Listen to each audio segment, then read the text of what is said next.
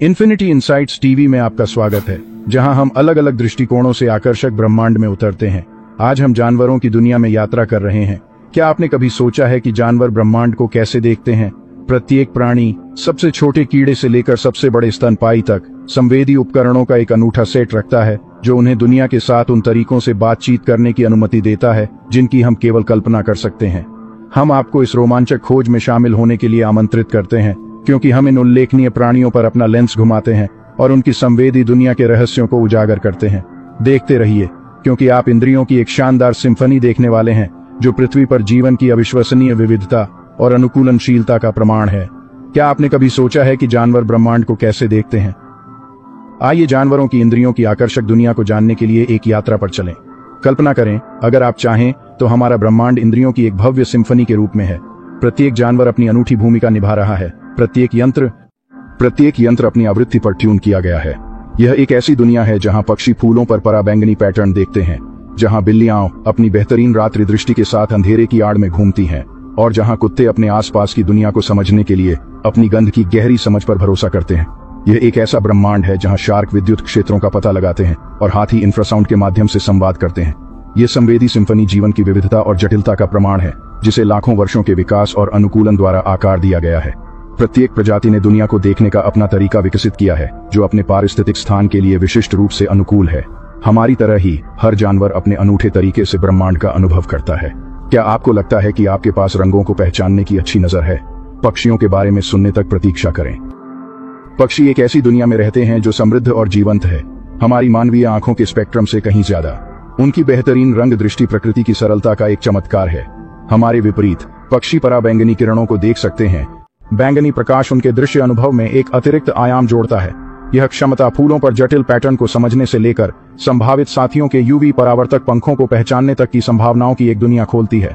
लेकिन यह यहीं तक सीमित नहीं है। पक्षी आकाश में ध्रुवीकृत प्रकाश पैटर्न का उपयोग करके भी नेविगेट करते हैं, एक ऐसा कारनामा जो हमारी समझ से परे है।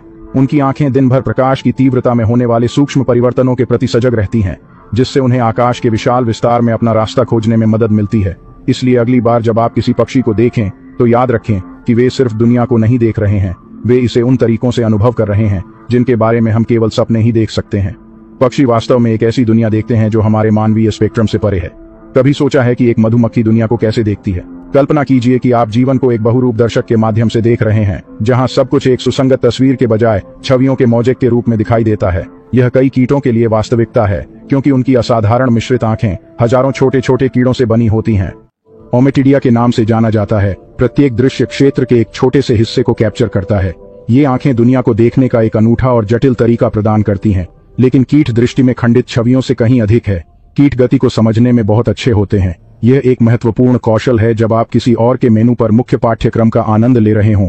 वे थोड़ी सी भी हलचल को पहचान सकते हैं, जिससे वे जल्दी से प्रतिक्रिया कर सकते हैं और शिकारियों से बच सकते हैं। कीटों में ध्रुवीकृत प्रकाश का पता लगाने की उल्लेखनीय क्षमता भी होती है, एक अनुकूलन जो नेविगेशन में सहायता करता है। चाहे वे फूलों के खेत में घर बना रही मधुमक्खियां हों या महाद्वीपों में प्रवास करने वाली तितलियां, कीट खुद को उन्मुख करने और अपने रास्ते पर बने रहने के लिए ध्रुवीकृत प्रकाश का उपयोग करते हैं। कीटों के लिए दुनिया छवियों के मोज़ेक के रूप में दिखाई देती है। कुछ जानवरों ने रात के अंधेरे को अपने खेल के मैदान में बदल दिया है। उन्होंने नाइट विजन और इकोलोकेशन का उपयोग करके अंधेरे में नेविगेट करने और पनपने के लिए आकर्षक तरीकों से अनुकूलन किया है। सबसे पहले बिल्लियों के बारे में बात करते हैं। ये छोटे शिकारी स्वाभाविक रूप से रात्रिचर होते हैं और उनकी आंखें विशेष रूप से कम रोशनी में काम करने के लिए डिजाइन की गई हैं। उनके पास बड़ी संख्या में रॉड कोशिकाएं होती हैं, रेटिना में प्रकाश संवेदनशील कोशिकाएं जो मंद प्रकाश में सबसे अच्छा काम करती हैं और परिधीय और सांझ दृष्टि प्रदान करती हैं। लेकिन यह केवल रॉड कोशिकाओं के बारे में नहीं है। बिल्लियों की आंखों के पीछे टेपेटम ल्यूसिडम नामक ऊतक की एक परत भी होती है। ये एक दर्पण की तरह काम करता है, रेटिना के माध्यम से प्रकाश को वापस परावर्तित करता है और छड़ों को प्रकाश को पकड़ने का एक और मौका देता है। यही कारण है कि एक बिल्ली की आंखें अंधेरे में चमकती हुई प्रतीत होती हैं। ये उनके प्राकृतिक नाइट विजन गॉगल्स का काम है। अब चमगादड़ों की ओर चलते हैं। चमगादड़ों को अक्सर गलत समझा जाता है, लेकिन अंधेरे में नेविगेट करने की उनकी क्षमता उल्लेखनीय से कम नहीं है। उच्च आवृत्ति की ध्वनियां उत्सर्जित करके और प्रतिध्वनि सुनकर चमगादड़ अपने आसपास के वातावरण का ध्वनि मानचित्र बना सकते हैं। इससे उन्हें पूर्ण अंधेरे में भी कुशलतापूर्वक उड़ने और शिकार करने में मदद मिलती है। प्रत्येक प्रतिध्वनि चमगादड़ को अपने आसपास के वातावरण के बारे में बताती हुई एक तस्वीर बनाती है। आकार, आकृति, दूरी और यहाँ तक कि उनके आसपास की वस्तुओं की बनावट भी। और फिर सांप हैं। सांपों की कई प्रजातियां विशेष रूप से पिट वाइपर, अजगर और बोआ में अवरक्त विकिरण का पता लगाने की एक अनूठी क्षमता होती है। उनके चेहरे पर पिट ऑर्गन होते हैं जो अनिवार्य रूप से अवरक्त डिटेक्टर होते हैं। इससे उन्हें अपने शिकार या संभावित खतरों से निकलने वाली गर्मी को महसूस करने की अनुमति मिलती है। ऐसा लगता है जैसे उनके पास अपना खुद का built in thermal imaging camera है। ये अनुकूलन पृथ्वी पर जीवन की अद्भुत विविधता और सरलता को उजागर करते हैं। वे हमें याद दिलाते हैं कि प्रतीत होता है कि अभेद्य अंधेरे में भी जीवन न केवल जीवित रहने का बल्कि पनपने का एक तरीका खोज लेता है। इसलिए जब सूरज ढल जाता है तो याद रखें कि इन जानवरों के लिए दिन बस शुरू हो रहा है। जब सूरज ढल जाता है तो ये जानवर बस शुरू हो रहे होते हैं। समुद्र की गहराई में दृष्टि का एक नया अर्थ होता है। यहाँ शक्तिशाली शार्क एक असामान्य इंद्रिय के साथ गंदे पानी में चलती है। यह आपकी सामान्य दृष्टि या श्रवण नहीं है, इसे इलेक्ट्रो रिसेप्शन कहा जाता है। शार्क के पास विशेष कोशिकाएं होती हैं जो उन्हें अन्य समुद्री जीवों द्वारा उत्सर्जित विद्युत क्षेत्रों का पता लगाने की अनुमति देती हैं। कल्पना कीजिए कि रेत में छिपे अपने शिकार के दिल की धड़कन या 1 मील दूर से मांसपेशियों की ऐंठन को महसूस करने में सक्षम होना। यह शार्क की विद्युत ग्रहण की शक्ति है। अब हम अपनी निगाह रहस्यमय ऑक्टोपस पर केंद्रित करते हैं। शार्क के विपरीत ऑक्टोपस अपनी अत्यधिक विकसित आंखों पर बहुत अधिक निर्भर करते हैं। लेकिन बस इतना ही नहीं है। भेस के इन समुद्री उस्तादों में अपने परिवेश से मेल खाने के लिए रंग और बनावट बदलने की अविश्वसनीय क्षमता है। वे एक नीरस रेतीले बनावट को पलक झपकते ही जीवंत लहरदार तमाशे में बदल सकते हैं। उनके लिए दृष्टि सिर्फ देखने से कहीं अधिक है। यह पर्यावरण के साथ एक हो जाने के बारे में है। गहरे नीले समुद्र में दृष्टि सिर्फ देखने से कहीं अधिक है। हाथी के लिए ब्रह्मांड ध्वनियों और गंधों का एक सिम्फनी है। एक ऐसी दुनिया की कल्पना करें जहां पर्यावरण को समझने के लिए आपकी आंखें आपका मुख्य उपकरण न हो। हाथियों के लिए यह एक दैनिक वास्तविकता है। उनकी दृष्टि अपेक्षाकृत कमजोर हो सकती है, लेकिन उन्होंने अपने ब्रह्मांड को समझने के लिए अन्य असाधारण तरीके विकसित किए हैं।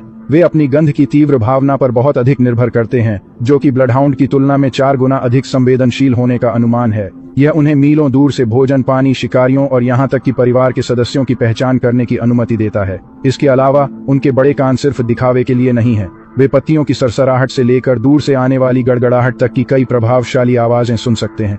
लेकिन जो चीज हाथियों को वास्तव में अलग बनाती है वह है इंफ्रासाउंड कम आवृत्ति ध्वनियों का उपयोग करके संवाद करने की उनकी क्षमता, जो लंबी दूरी तक यात्रा कर सकती है, बिल्कुल हवा में फुसफुसाहट की तरह। एक हाथी के लिए ब्रह्मांड उन ध्वनियों और गंधों से गूंजता है जिनकी हम केवल कल्पना कर सकते हैं।